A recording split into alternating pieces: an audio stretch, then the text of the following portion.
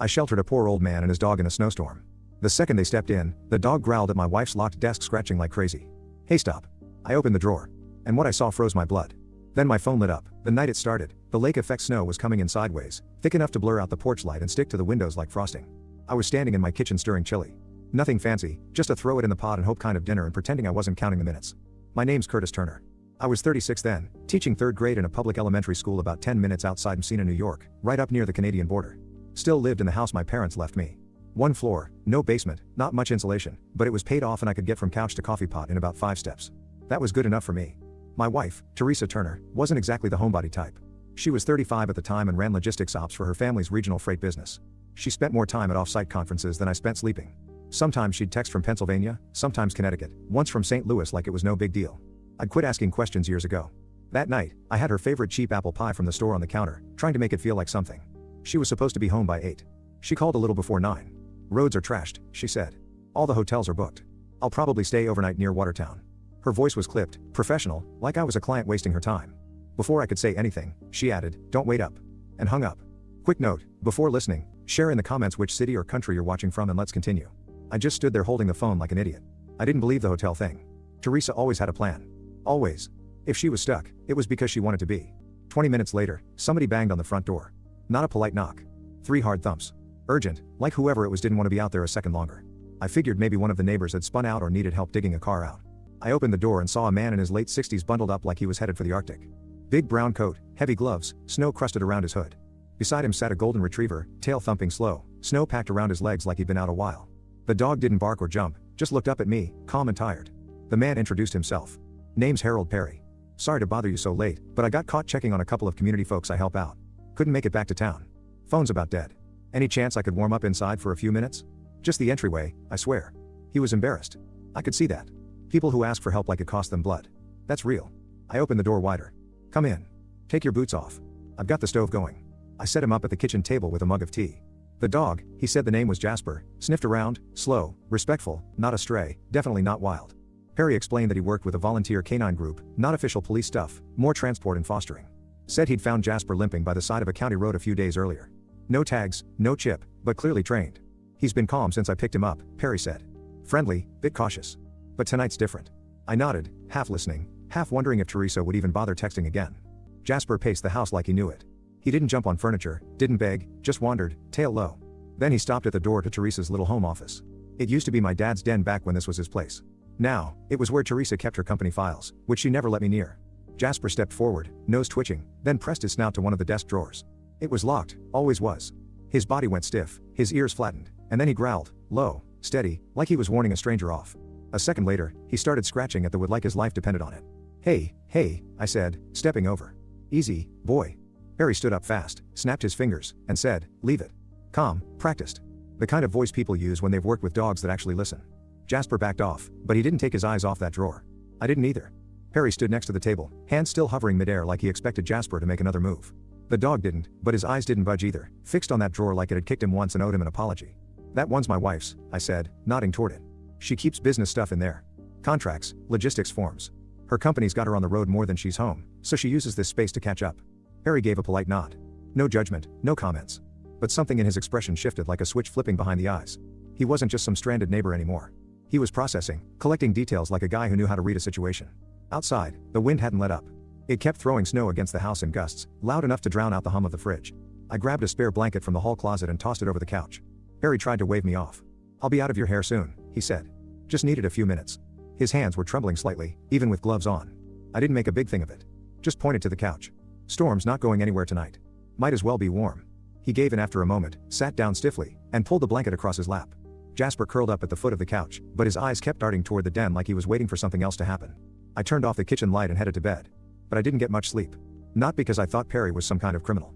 He was calm, careful, almost too polite. But Jasper's reaction wouldn't stop looping in my head. That growl wasn't fear. It wasn't aggression either. It was personal. That dog had smelled something inside the drawer, and it hit a nerve. By morning, the snow had gone from loud to heavy, thick and wet, like it was trying to bury the whole world. I made eggs and toast while Perry washed his hands at the kitchen sink, then set a bowl of water on the floor for Jasper and split some bacon between his plate and a paper towel for the dog. Jasper didn't move until Perry gave a little nod. Then he patted over, sat politely, and waited again. The kind of training that doesn't happen in a backyard. That dog had lived with someone who cared. Not just put food in the bowl kind of care. Real structured care. Used to help with canine events, Perry said casually. Searches, fundraisers, community days. I'm not a cop or anything. Just an old guy who likes being useful. He scratched Jasper behind the ears and added, whatever he picked up in that drawer, it wasn't paper. I've seen this before. That was memory. Association. I nodded, but I didn't say anything. My stomach had been in knots since before sunrise. Perry stood up, pulled an index card from his wallet, and wrote a number on it with blocky, careful handwriting. Then he handed it to me and said, if you hear anything about a missing golden retriever, give me a ring. I'll keep asking around. As he zipped up his coat, he gave me a look. Not pity, not warning, just direct. And if your wife asks about the dog's behavior, tell her I startled him. Leave yourself out of it. He left it hanging there for a beat, then reached for Jasper's leash. The dog didn't resist, just trotted beside him with that calm gait like nothing had ever happened. But when they stepped out into the snow, Jasper stopped, turned his head once, looked back at the house. I closed the door. After they left, I walked straight into the den. The drawer was shut tight, locked clean, no visible damage, just 3 shallow scratch marks near the bottom right edge. The kind that wouldn't show up in bad lighting, but were deep enough to feel with a fingertip. The kind that said something inside that drawer didn't sit right. Mid-afternoon, the district sent out a text saying schools would likely stay closed another day. Normally, I'd have taken that as a bonus. Extra sleep, a slow breakfast, maybe a couple chores, but the house felt too quiet, not peaceful, hollow. Around 5, I got a text from Teresa. Not hi or made it safe. Just don't touch anything in my office. I'll handle it when I'm home. That was it. Cold. Final. I stared at the screen for a long time. Could have been coincidence. Maybe she was being practical. Maybe she'd had a long night. Maybe Jasper was just confused by old smells. But I'd been married to that woman for over 6 years. I knew the difference between routine and reaction. And that text wasn't routine. I didn't respond. I walked to the kitchen, took Perry's index card off the table, and slid it into the front of a worn notebook I kept in the drawer where we used to stash coupons. I'd stopped using it after we got married. But something about holding it again felt right. I wasn't about to start snooping through Teresa's stuff. Not yet. But I also wasn't letting that drawer disappear from my memory. There was a reason Jasper went still in that room. I didn't know what was inside. But from that night forward, I was paying attention. The front door opened a little after 6 o'clock in the morning, and I knew it was Teresa before I even turned around. Not because she made noise. She rarely did, but because the air in the house shifted. She came in with that fast, efficient walk like she was late for something. Coat still on, rolling suitcase left by the door. She looked wrecked in the way only people with control issues ever do. Her face was pale, eyes tired, but her hair was perfect. Not slept on, not messy, controlled. She walked past me like I was a chair that had been moved an inch out of place. I stepped toward her anyway and wrapped my arms around her shoulders. For half a second, she stiffened. Just a half beat, enough for me to feel it. Then I caught the smell. It wasn't her usual clean citrus soap. This was heavier, floral, expensive, the kind of perfume that lingers on coats and doesn't belong in my small kitchen. You okay? I asked. Want some coffee? She pulled back and gave me a look like I'd asked her for a favor she didn't know me. I have a call at 9 o'clock, she said. I need sleep. No apology, no explanation. She went straight down the hall and shut the bedroom door with a soft click that somehow felt louder than a slam. Teresa had always traveled. That part wasn't new, but this was different. There was an edge to her that morning, sharp and restless, like she was irritated by the fact that I existed in the same space. Looking back, that's what people do when they're trying to keep you off balance. They act like you're the problem for noticing. I stood there a moment, then picked up her coat from the back of the chair to hang it. As I lifted it, something slipped out of the inside pocket and hit the hardwood with a clean hollow sound. A key. Small brass. Not a house key. Too short. Too specific. I stared at it in my palm longer than I want to admit. My first instinct was to put it back and pretend I hadn't seen it. That's what a lot of people would have done. That's what Teresa counted on. But Jasper hadn't scratched that drawer for nothing. Teresa hadn't sent that text unless she thought I might find something. And Perry hadn't looked at me the way he did unless he thought I was standing next to a problem I hadn't named yet. I went into the den and shut the door behind me. The desk was exactly how Teresa left it. Neat, organized, locked drawer right where it always was. I slid the key in and turned it. The lock opened smooth. Too smooth. Like it got used a lot. I pulled the brass key back out and slipped it into my pocket before I even looked inside. Inside were folders stacked neatly, envelopes labeled in Teresa's tight handwriting, a couple of receipts folded clean. All boring, all normal. Until my eyes caught something that didn't belong. A watch. It was a women's bracelet watch. Silverton toned, thin band, small face, delicate in a way that suggested it wasn't meant for daily wear. It wasn't tossed in there either. It had been placed carefully, wrapped in a soft cloth. I picked it up and flipped it over. The engraving hit me right in the chest. Kayla Hill, 30th birthday. Clean lettering, professional, a gift, personal, not something you misplace, not something you end up with by accident. My mouth had gone dry when I heard Teresa behind me. She didn't yell. She didn't gasp. She just stood there in the doorway, arms crossed, eyes flat and cold. The look she used at dinner parties when someone said something she deemed beneath her.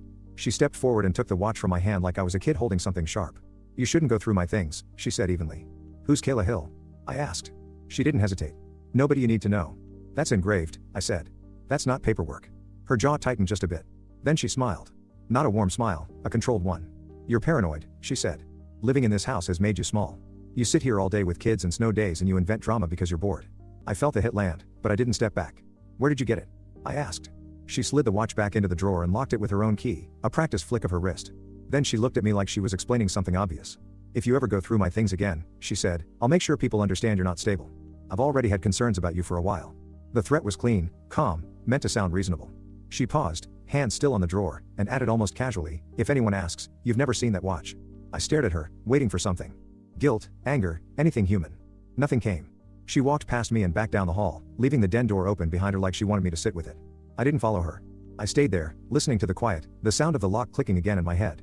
I made sure the brass key was still in my pocket and closed the den door myself. By the time I shut the den door, I knew something had changed between Teresa and me for good. But I didn't have time to dwell on it. School reopened 2 days later, and when I walked into the building, it smelled like wet boots and cheap hand soap. The kind of cold weather funk that clings to public school hallways. That's when I met Zach. New kid, 10 years old, skinny, pale, hair a little too short on the sides like someone had buzzed it in a hurry. What stood out though was his expression. Calm, quiet, and dead tired. Not in a sleepy way. This was the kind of tired you see on guys waiting at the DMV with overdue child support and no backup plan. He didn't smile when I introduced him to the class. He nodded like he'd already been through it a dozen times and didn't expect it to go well. And he was right. My class had a few kids who liked to push buttons just to see what happened. They noticed Zach's silence immediately like it was an invitation. It started small, whispering when he got answers right, snickering when he hesitated, bumping into his desk like it was an accident. Zach didn't blow up. He didn't cry. He just started muttering little one-liners under his breath, dry as toast, like he was narrating the whole disaster for an imaginary audience. When one kid accidentally knocked his math book off the table, Zach said, "Wow, physics is wild today." When another moved his backpack 3 seats over and pretended it wasn't a big deal, Zach just blinked and said, "Guess it walked off." Happens. It was funny. Not in a ha-ha way, in the way where you laugh because you don't want to punch something. I shut it down the same way I always do. No big speeches, no fake bonding moments, just clear rules and follow through. The second time someone touched his stuff, they lost recess. A third incident, parent call. Fast, boring justice. That's how kids learn. Still, Zach wasn't just dealing with schoolyard nonsense. You could see it in his shoulders, tense, hunched like he was bracing for something heavier than name calling. During recess duty that Friday, he hovered near the jungle gym for a bit, then slowly drifted toward me like he wasn't sure if he was allowed. "Can I ask something kind of weird?" he said, hands jammed into his coat pockets. "Sure," I said. "Do teachers ever get tired of fixing other people's problems?" I looked at him. "All the time." Zach nodded like that was the answer he was hoping for. "Cool. So, you're qualified." It made me laugh a little. Not much, just enough to feel like we understood each other. Over the next week, we had a few more of those quiet conversations by the doorway before class, walking to lunch, waiting for the buses. Nothing dramatic, just Zach dropping little pieces of himself when he thought I wouldn't make a big deal out of them. That's how I found out his mom was Kayla Hill, 39 years old, in a coma after what he called some break-in or whatever. He said it flat, like a weather report. But his hands shook when he zipped his coat one day. I didn't push, just listened. He told me they used to live across the county line, that his mom ran her own business out of their garage and used to make the best waffles on Sunday mornings. He didn't mention a dad, but he did say he had a dog. A golden retriever named Jasper. Zach said he went missing the same night. He's trained. He doesn't just wander off. Someone took him or scared him off, I don't know. I stood there, hearing my own heartbeat in my ears. "What color was he?" I asked, trying to keep my voice steady. "Standard golden color. Older. Had a scar by his right ear, kind of hidden under the fur. He tilts his head when you say, 'Buddy,' like this." Zach tilted his own head and gave a faint smile. He looked up at me and added, "One of the things they took was my mom's bracelet watch, the fancy one with her name on it. Her sister gave it to her on her birthday." I stared at him, still in teacher mode, calm face, even tone. But inside, my stomach sank. I already knew the engraving. That afternoon, Principal Dana Vaughn called me into her office and closed the door behind us. She offered me tea, which I declined. That's how I knew something was off. She sat down slowly and said, "This is just a heads up. The district got a call. Someone asked if you've been okay lately. They didn't give a name. Just said they were worried about stress, finances, and erratic behavior." I didn't say anything. "I don't believe any of it," she said. "But I'm supposed to pass it along. Think of this as an early warning, not a warning shot." I nodded once. "Thanks for the heads up." I went straight home after work and called Mr. Perry. "Hey," I said. "That retriever you were fostering, did he have a scar by one ear and a habit of tilting his head when someone says, 'Buddy'?" There was silence on the other end of the line. Not confusion, recognition. "Yeah," Perry said. "That sounds like Jasper." I didn't wait. That same night, I called Perry and told him what I knew about the watch, about the kid, about the name engraved where it shouldn't be. I kept my voice calm, but Perry heard it in my tone. He agreed right away to bring Jasper by the school parking lot after dismissal. He was worried it might stir something up, but I told him we'd keep it quiet. Zach deserved one good thing. That next afternoon, I stood just outside the front entrance as the buses loaded up and kids scattered like marbles across the icy pavement. Zach walked out with his hood up and his backpack slung low, dragging like the weight was more emotional than physical.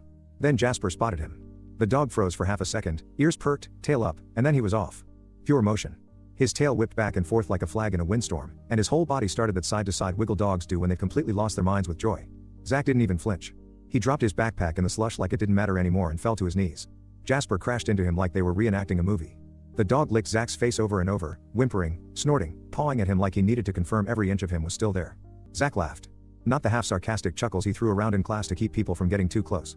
This was a real from-the-chest kind of laugh that cracked wide open and didn't care who heard it. He grabbed Jasper's face in both hands and said, "You dumb dog. You're late." Harry stood a few feet back with his hands in his coat pockets, watching the whole thing like it hurt and healed at the same time. The look in his eyes made it clear he'd gotten attached, too. Probably more than he'd planned to. I clapped Perry on the shoulder. "You did the right thing." He gave a small nod. "Kid needs him more than I do, but I can keep him for now. Yards fenced, quiet neighborhood. No chaos." Zach looked up from where he was still crouched on the ground, wiping his wet face on his sleeve. "So Jasper's doing a sleepover with a grandpa. That's weirdly perfect." I smiled. "Let's get you home." Sidewalks are still a mess. We walked together through the slush and snow melt, past the salt-stained curbs and piles of gray snow banks that hadn't melted yet. I called the emergency contact listed in Zach's file while we walked. No surprises, no crossing lines. I just wanted someone to know I was bringing him straight home. Zach kept up a steady stream of jokes the whole way. He talked about how Jasper used to fart loud enough to scare himself. How his mom once made pancakes shaped like dinosaurs but accidentally gave one 3 heads. How he used to give Jasper little missions to deliver socks between rooms. He was trying to keep it light, but his eyes stayed serious. At his place, the porch light was already on. A 2-story house, dark red shutters, cracked concrete steps. The kind of house that wanted to look warm from a distance, but didn't feel it up close. Reese Gray answered the door. Late 40s maybe. Clean cut in the artificial way. Fresh shave, combed hair, teeth too white. He had the kind of face that looked like it came from a photo on a real estate sign, like he'd practiced his smile in a mirror and stuck with the version that sold the most. "Hey there," he said, shaking my hand just a little too long. "Curtis Turner, right, buddy? Thank you for walking him home. Appreciate it." He called me buddy twice in the same sentence like he thought it would smooth something over. Zach slid past him without a word and went straight to the kitchen, probably to grab food or disappear upstairs. Reese kept smiling. "Kayla handled most of the finances, but now I'm keeping things afloat best I can. Doctors, bills, lawyer stuff, all of it. It's been a rough season, but we're getting through."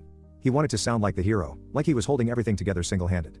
But the way he said we made it clear he wasn't talking about Zach. When I mentioned Jasper gently, Reese shrugged. "Dog's a liability," he said. "They shed, they bark, insurance hates them. Kids get attached and then it's Heartbreak City. You get it? Risk exposure is the last thing I need right now." He said it like he was describing a busted garage door. Not a living creature, not a kid's best friend. Behind him, Zach stood in the doorway to the kitchen, arms crossed, face flat. He didn't say anything until we stepped outside. As we walked down the block, he muttered. "He hates Jasper because Jasper didn't like him." I glanced sideways.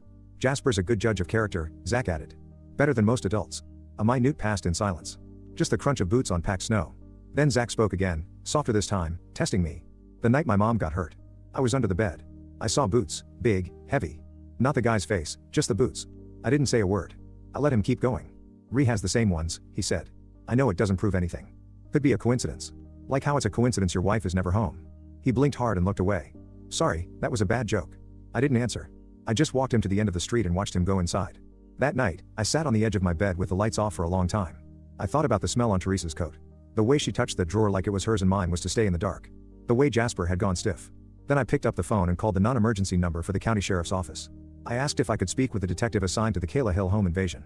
The woman on the other end put me on hold, then came back and transferred me. "Detective Elena Marwick speaking." Her voice was sharp but not harsh. I told her who I was, what I did, and that I had a dog in my life who might be part of her case. I said I wasn't trying to accuse anyone. I just thought something might matter, even if I couldn't prove it yet. She didn't hang up. She said, "Go on." Detective Marwick said, "Go on." And I did everything I could tell her without sounding like a man chasing shadows.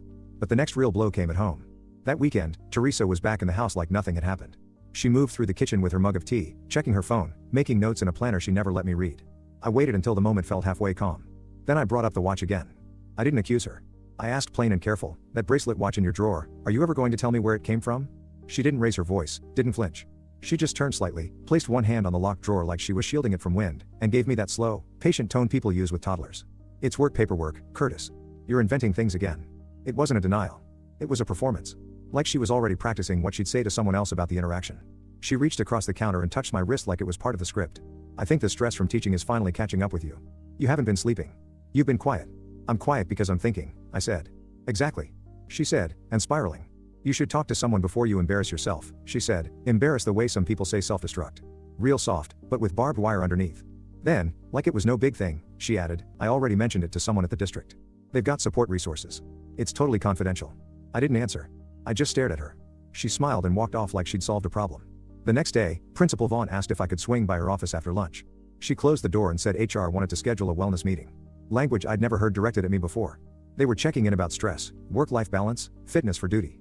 Van looked uncomfortable even reading the phrases off her notes. That's when I understood what Teresa was doing.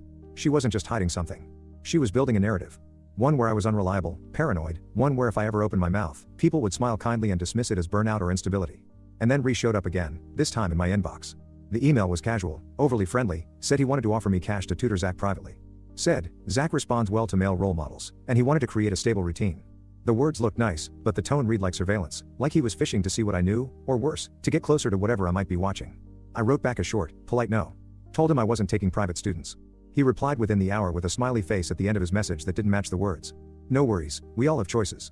That line stuck in my head longer than it should have. I forwarded the exchange to Principal Vaughn and copied Detective Marwick just so there'd be a record, just in case. I didn't tell Teresa. I didn't say a word. I just started keeping a notebook in my glove compartment. Nothing dramatic, just dates. Notes. Teresa's travel schedules. When she came home angry, when she left and didn't say where she was going, when I got calls from HR, when Ree reached out again, I felt stupid doing it at first, like one of those guys who starts writing everything down like it's evidence. But I also felt a little less alone. The only adult I actually trusted enough to talk to was Perry. I told him the basics. No names, no drama, just that I felt like I was being turned into someone I wasn't. He sat across from me in his kitchen pouring coffee for both of us and said, "You ever notice how manipulators never try to disprove the truth? They just go after whoever's saying it." Then he leaned forward and said, "She's not fighting what you know. She's fighting you, trying to make you the unreliable narrator." He was right. I didn't want him to be, but he was. One afternoon at school, I stopped by the front office to drop off a discipline slip, and I heard the secretary mention something about Hawthorne Freight. I froze in place. She was on the phone with a vendor, confirming which companies had submitted bids for the upcoming student meals and supply transport contract. Hawthorne Freight was Teresa's family company. She never once mentioned their name being in the mix for school contracts.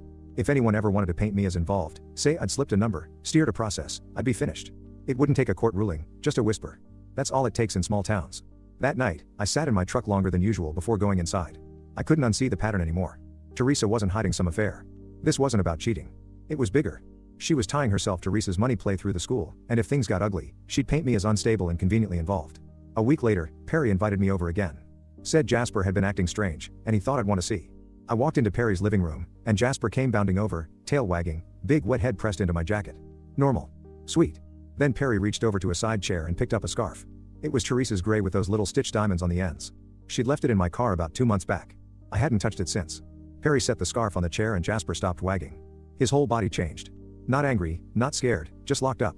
Eyes hard, shoulders tense, tail still. He stared at the scarf like it was a threat. He didn't bark. He didn't growl. He just backed away slowly, eyes fixed on that thing like it was going to move on its own. Perry knelt down beside him and didn't say a word for a few seconds. Then he said soft and steady, "That dog is telling you her scent is tied to something bad." I swallowed hard. "I know," I said. "I've been trying not to believe it, but I do." The words were barely out of my mouth at Perry's place when I felt the shift in my own chest. Once you say it out loud, there's no pretending anymore. I drove home that night with the window cracked, even though it was freezing, just to keep myself alert. The next day at school, I passed around a big construction paper card the kids had made for Kayla. Stick figures, glitter glue, well wishes, and third-grade handwriting. Zach added a little drawing of a dog that looked suspiciously like Jasper, except with a cape. I brought it to the hospital that afternoon after work and asked the front desk to pass it along. Didn't expect anything. I just didn't want Zach thinking the world had already moved on without her. On my way out, a nurse caught me near the vending machines. Mid-40s, brown ponytail, sensible shoes, sharp eyes. She looked me up and down before asking, "Are you Mr. Turner, the teacher?" I said, "Yes." She stepped a little closer, lowering her voice.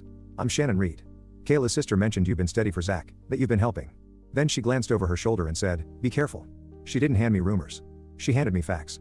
Before the attack, Shannon said Kayla had been asking to speak with a social worker and a lawyer. She didn't say much, but she was worried. Said her partner, Ree, was pressuring her to sign things. Medical power of attorney. Some kind of trust paperwork. I didn't interrupt, just listened. Every word felt like another puzzle piece falling into place. She also mentioned something about changing beneficiaries. She didn't say what exactly, but it was tied to her business somehow. She was scared. That's not gossip. That's from my own chart notes. "Thank you," I said. "Really?"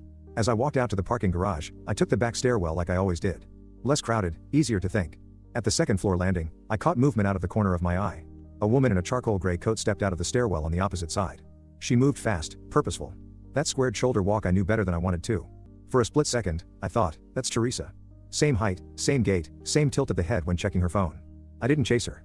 Didn't yell her name, just kept walking, slower now, watching as she got into a dark SUV and pulled away like she had someplace more important to be. 2 days later, I mentioned it to Detective Marwick on the phone. She checked the visitor log and a hallway camera. Next call I got, she confirmed it. Teresa had been there that same afternoon. No known connection to Kayla. No stated purpose, just present. So, no, I wasn't losing it. My gut wasn't spinning stories. I had receipts now. Zach gave me another one, and he didn't even mean to. We were walking back from lunch one day, him rattling off nonsense about how Jasper once swallowed a sock hole and acted like nothing had happened. Then out of nowhere, he said, Ree has these boots, big chunky ones with the little red logo on the tongue. He bought a matching pair for the guy who helps him. I slowed down. The guy who helps him? Zach shrugged. Yeah, he called him his problem solver. Said, real men buy gear that lasts. Went on about it for like ever. The box was in the garage for weeks. Had the receipt taped to the top. Like he wanted me to memorize it. He didn't know why my face changed. I didn't tell him. But I knew those were the boots he'd seen from under the bed. He hadn't said it directly, but the pattern was right there. Reese matching boots. The night of the attack. Teresa showing up at the hospital like a ghost. I told Perry everything, every single piece. He didn't flinch. He just said, you need to stop playing defense. So, I made a move.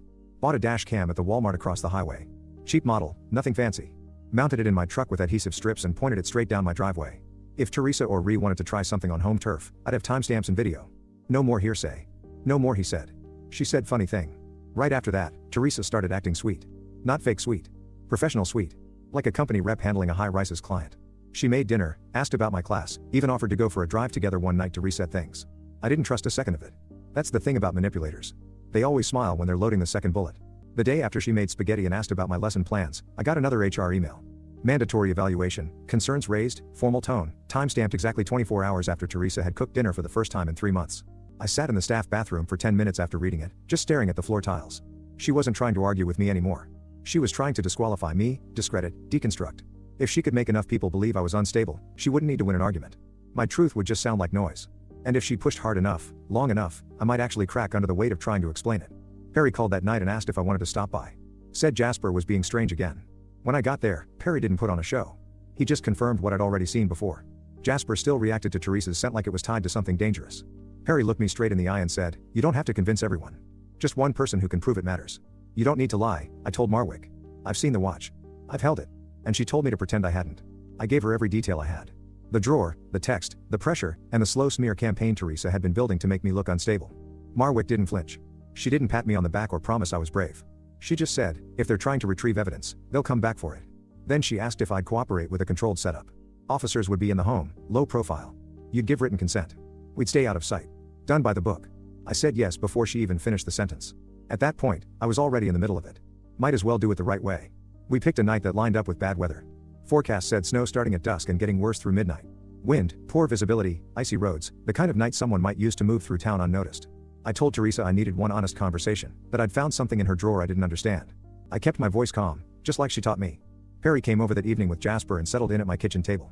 Jasper, thrilled to be part of whatever we were doing, dropped a soaked tennis ball at Marwick's boots and waited like it was his job. She didn't kick him out, just nudged the ball aside with her foot and said, dog's better trained than most adults I know. Using the same small brass key I'd taken from Teresa's coat, I unlocked the drawer just long enough for Marwick to tuck a tiny recorder beside the lockbox and for me to lay a plain white envelope on top. No note inside, just a decoy. We didn't plant evidence. The watch was already there. If Teresa came back, it wouldn't be because she had questions. It would be because she couldn't help herself. By 11 o'clock, the snow was thick as fog. Wind slapped the porch like it had something personal to say.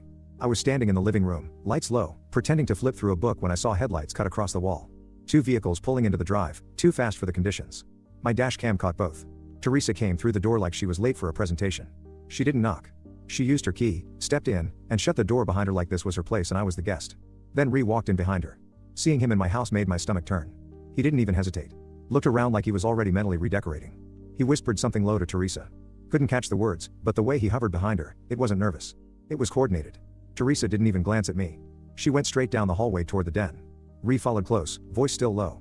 I stepped forward enough to hear one line clearly. He's supposed to be asleep, Teresa hissed. That's when I knew this wasn't cleanup. This was control. They weren't afraid of what I might do. They were afraid of what I already knew. Jasper heard her, too. The moment she touched the drawer handle, he lost it. Barked sharp and hard. Lunged forward. Perry had to grip the leash with both hands. Jasper wasn't being aggressive. He was trying to alert. That bark wasn't noise. It was danger. I didn't need to play dumb anymore. I stepped into the hallway and said clear and loud. What are you doing? Teresa turned around slow, face still neutral, eyes cold. Curtis is having an episode, she said flatly. He's been under stress. He's imagining things. Ree stepped toward me, jaw set, chest puffed slightly, just enough to try and rattle me. Easy, buddy, he said. Let's not escalate things. And that's when Marwick stepped in. She and another officer moved in from the back hallway, coordinated, quiet entry, just like she'd promised. Teresa froze, not in panic, but in irritation. Her face didn't show fear. It showed inconvenience. Marwick raised her hand and said, "Ma'am, step away from the drawer." But Teresa didn't. She yanked the drawer open fast, grabbed a cloth-wrapped object, and shoved it into her tote bag like she'd done it before. That was the tell. She didn't hesitate. She knew exactly where it was, exactly how it was packed. There was no searching, no guessing. Marwick moved fast. "Set the bag down," she ordered. Teresa tried to play calm, like she was just holding her own property. But Marwick already had gloves on and a body cam rolling. She opened the tote, pulled out the cloth, unwrapped it. Inside the engraved bracelet watch, Kayla Hill, 30th birthday. But that wasn't all. Tucked beside it was a cheap flip phone. One of those throwaway burner models you buy with cash at a gas station. Marwick turned it on, scrolled quickly, then held it out for the other officer to witness. Message threads, names, dates, location pings, references to cash transfers, and a final note that said, "Get the dog out first." Makes her look weak. No witnesses. Harry hadn't moved. Jasper had gone quiet again, eyes locked on Teresa, tail low. He didn't need to bark now. The house was speaking for itself. Marwick photographed everything on her body cam. Logged it out loud for the recording. Time, date, contents. Then she turned to Teresa and said, "You have the right to remain silent." Teresa didn't resist, but she did try one last move. "I want it on record," she said, smooth as ever. "That Curtis planted all of this. He's been erratic, unstable. You'll see. But that's why we've done it this way." The dash cam, the audio recorder, Perry, Marwick, even Jasper. They could try to spin a story, but the timeline couldn't be bent. Not this time. The body cam footage, the dash cam timestamps, the messages on the burner phone, they all did their job. But that didn't mean I walked into school the next day like a man cleared. That's not how it works in a town like ours. People don't wait for court dates. They pick a version of the story that makes sense to them, then pass it around like a casserole. For 2 solid weeks, I could feel it. Parents hesitating at pickup. Colleagues pausing too long in the copy room. Kids whispering just loud enough for me to hear, then going quiet when I turned around. HR still made me sit through their little wellness meeting. Nothing personal, just protocol. Teresa being arrested didn't cancel the paper trail she'd spent months building. She'd played it smart, planted doubt before I had a chance to get ahead of it. Bureaucracy doesn't care that your wife is wearing an orange jumpsuit. It cares about liability. Principal Vaughn was the exception. She looked me in the eye, didn't fake a smile, and said, "I'm glad you're still standing." Most wouldn't be. Zach stuck close in the way only kids know how to do without making it obvious. He'd hang around after the bell, pretend he forgot something, then wander up to my desk with some weird fact about frogs or a joke that didn't quite land. One afternoon he said, "If anybody says you're the bad guy, I'll tell them my dog disagrees." I laughed harder than I'd laughed in months. About 3 weeks after the arrest, I got a call from Marwick. "Kayla's awake," she said, not fully steady, but aware. She asked about her son. I asked if I could visit just once to bring back something to Zach, some proof that his mom was still his mom. Marwick cleared it with the hospital. I went in after school. No badge, no formality, just a plain visitor sticker on my chest and a get well drawing Zach had made that morning with a superhero mom and a dog flying next to her. Kayla looked smaller than I expected, hollowed out from weeks of tubes and silence, but her eyes were sharp, awake, watching. I handed her the drawing and said, "Zach wanted you to have this." She didn't smile right away, but her hand tightened just slightly on the page and her eyes didn't leave it. She whispered hoarser but clear. "He's okay." "Yeah," I said. "He's got good people watching out for him." She closed her eyes and breathed in slow like she was finally allowed to. Then she looked straight at me and said, "She was there, Teresa." I know her voice. She couldn't speak for long, but she told me what mattered. Teresa wasn't a stranger to her. Their companies had overlapped. Teresa had tried to pitch some kind of partnership. Something Kayla said smelled wrong from the start. She'd rejected it. Teresa hadn't liked that. "She doesn't yell," Kayla said. "She speaks low, sharp, like she wants to be the last voice in the room." Those were the exact words Teresa had used on me too many times to count. Later, Marwick explained the full picture. Ree hadn't just wanted money. He wanted full control. Legal power, medical authority, access to assets. If Kayla died, he got it all. If she stayed in a coma, same thing. The plan worked either way as long as nobody questioned it too soon. And if anyone did, make them look unstable. Teresa's family tried to pressure the county at first. Donations, old favors, whispers about reputation, but the burner phone, the messages, the recovered watch, that was a clean chain. One broken link and it all unraveled. The school district pulled Hawthorne freight from the transportation bid without making a scene. But locally, everyone knew. Teresa's name had weight before after the arrest. That weight snapped the rope. People stopped returning her family's calls, stopped pretending they didn't see the cracks. Teresa filed for divorce from jail through a lawyer, of course. Claimed I was emotionally abusive. Said I'd become erratic and controlling over the past year. The irony would have been hilarious if it didn't threaten my job. With Kayla's statement, plus the dash cam footage showing Reese and Teresa arriving at my house together, Marwick helped me get my name cleared officially. District HR backed off. The letter in my file got sealed. I didn't throw a party, but I slept through the night for the first time in months. Perry kept Jasper while the court sorted out Zach's living situation. Kid custody cases move slow, even when the facts are obvious. But Jasper didn't seem to mind. He handled it all the same way he always had, with a wagging tail, a slobbery tennis ball, and a kind of unshakable loyalty that made the worst days seem less impossible. He'd gotten all of us through the worst season of our lives. By late spring, the ice finally gave up and the sidewalk stopped trying to break ankles. People in town went back to smiling like they hadn't spent the winter watching each other through fogged up windows, wondering who was lying. Teresa and Ree were still bouncing between hearings. My divorce paperwork crawled along behind them, slow and overpriced like every legal thing in America. But the first real win, it wasn't dramatic. It wasn't some big courtroom moment or public apology. It was the afternoon Principal Vaughn knocked on my classroom door, handed me a sealed envelope, and said, "HR's closing everything out. No action taken. You handled a hard year with more patience than most people have." Then she nodded once and walked away. I sat in my truck in the lot for a solid 10 minutes after that. Didn't cry, didn't scream, just breathed like I'd been holding it for months without noticing. Kayla started rehab a week later. I checked in without hovering. Recovery wasn't clean or smooth. She'd get dizzy from standing too long, then insist on doing the next rep anyway. She reminded me of the kids in my classroom who hate being told when to slow down. Strong, stubborn, and full of fight. Zach moved in with Kayla's sister while she got steady on her feet again. He still came by my room before the bell some mornings, acting like it was no big deal. He'd toss out a fact about volcanoes or ask if I knew that platypuses didn't have stomachs. I'd nod, play along. Outside like clockwork. Perry and Jasper would be waiting in the pickup loop. Jasper always wagging. Perry always sipping coffee and watching the world like he'd seen it all already. Perry surprised me. He never overstepped. Never acted like a stand-in dad. He just showed up. Dog walks, quick check-ins, small moments that stacked up into something steady. When Zach made a joke that landed too sharp, covering a bad day, Perry was the one who put a hand on his shoulder and let the silence do the work. The sentencing hearing came in early June. Teresa came in with her hair flat ironed and her lawyer voice on, like she still believed this was a misunderstanding. Race looked like a man who couldn't figure out why the con didn't land. I didn't go up there to deliver a speech. When the judge asked if I had anything to say, I stood and said, "You tried to turn my life into a story nobody would believe, and it didn't work." Then I sat back down. That was enough. Teresa lost her board seat at the family company once investigators started tracing her side deals with Ree. Every hand she thought would protect her turned to stone. Her name stopped meaning power. Reese's little empire of control fell apart the second Kayla lived and remembered. Lies make noise, but they don't hold up once the facts show up. Kayla and I didn't jump into anything. We weren't playing house. We didn't light candles and pretend it was fate. But we built trust slow. Me helping with Zach's homework, her letting me drive her to therapy appointments when her balance was off. We had dinners where nobody raised their voice. That was enough for now. I kept the house, not because it was a win, but because it was mine. The one place Teresa couldn't spin into a false version of me. I repainted the den, changed the drawer lock. It wasn't revenge, it was air. By the start of the next school year, Zach smiled more. Jasper kept being a goofball who acted like every stick in the yard was a trophy. And me, I got back to being what I've always been, a stubborn man who doesn't quit. Especially when a kid's watching to see what that looks like.